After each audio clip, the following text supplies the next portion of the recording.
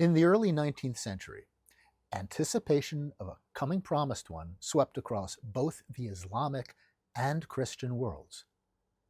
In Persia, a religious scholar named Sheikh Ahmad led a movement within Shia Islam, preparing his followers for the return of the Qayyim, the 12th Imam said to have been in mystical concealment since 872 AD and destined to re-emerge at the close of the age.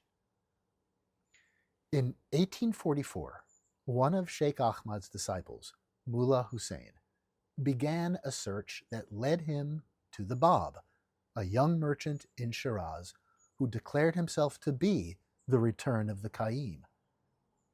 His role was that of a forerunner, like John the Baptist preparing the way for one greater than himself. At the same time, Christian expectations were also at a peak. In the United States, William Miller inspired thousands to await Christ's return on a specific date in 1844. When Jesus failed to descend from the sky, the event became known as the Great Disappointment. But what Miller and his followers didn't know was that on May 23, 1844, Mullah Hussein met with the Bab and became the first to acknowledge his station. The Christian and Islamic timelines had converged. How did Miller arrive at the year 1844? In Matthew 24:15, when asked about the end of the age, Jesus directs his followers to the book of Daniel. In chapter 8, Daniel asks, "How long until the sanctuary is cleansed?" The answer, 2,300 days. Applying the prophetic principle that a day represents a year, we get 2,300 years. Starting from 457 BC, the same date used to calculate the year of Jesus' crucifixion, Miller arrived at 1844 AD, the year of the Bab's proclamation. The Bab and his followers faced brutal persecution for declaring the end of the Islamic dispensation. In 1850, the Bab was executed by firing squad, and thousands of Babis were martyred. Just as the sacrifices of earlier dispensations symbolized spiritual cleansing, the sacrifice of the Bab and his followers purified the way for the return of Christ, symbolically fulfilling Daniel's prophecy for the cleansing of the sanctuary. Daniel chapter 12, verse 7 provides a second prophecy pointing to the year 1844. That date would be followed by a time when the shattering of the power of the holy people comes to an end. A striking description of the martyrdom of the Babis, the crushing of their movement, and its eventual resurrection through Baha'u'llah. When asked when this would occur, an angel refers to a time, 2 times, and half a time, which adds up to 3.5 times. Since Daniel lived in Babylon during the exile, we apply the Babylonian system of a 360-day year to define a time.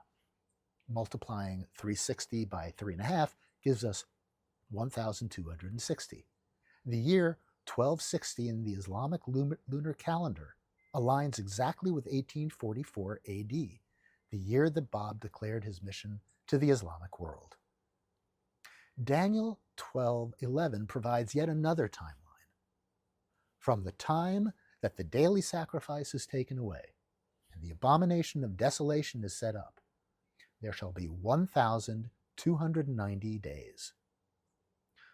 So let's begin by looking at the starting point, which is from the time that the daily sacrifice is taken away.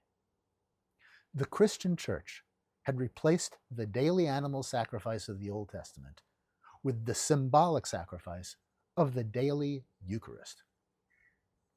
When Muhammad came, he abolished all forms of vicarious atonement and instead emphasized individual spiritual submission to God. Muhammad's proclamation in 612 AD marked the time when all forms of daily sacrifice were taken away.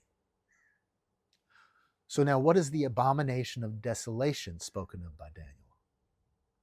It's a recurring symbol for the rejection of God's messengers. In this case, the rejection of Muhammad by Jews and Christians. Although Muhammad taught tolerance toward all people of faith, he shifted the point of prayer from Jerusalem to Mecca, marking the final desolation of the temple due to the rejection of God's promised ones. And as if to drive the point home, the Dome of the Rock, built just decades after Muhammad's passing, and inscribed with words rejecting the Christian doctrine of the Trinity, was raised on the very site of the ancient Jewish temple. Daniel's 1,290 days translates to 1,290 lunar years. Counting 1,290 lunar years from Muhammad's proclamation in 612 AD brings us to 1863 AD, the year Baha'u'llah publicly declared his mission.